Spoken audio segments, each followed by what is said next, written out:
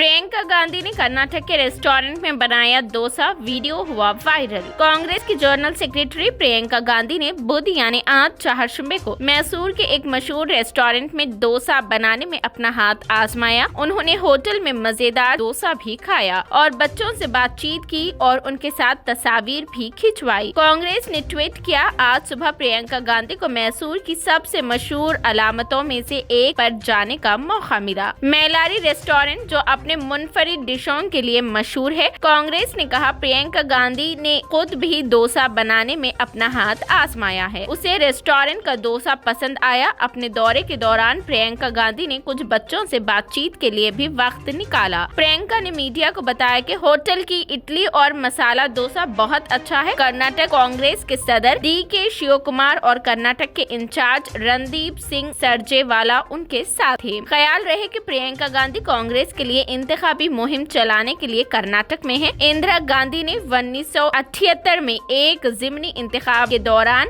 जगमंगलूर Lok Sabha seat से election लड़ा और जीत लिया था। प्रियंका गांधी जिला के तारीखी राम भापुरी मठ और श्रीनगर मठ का भी दौरा करेंगी। वो NR पूरा तालुका के बालियानोर कस्बे में कांग्रेस उम्मीदवारों के लिए मुहिम चलाएगी।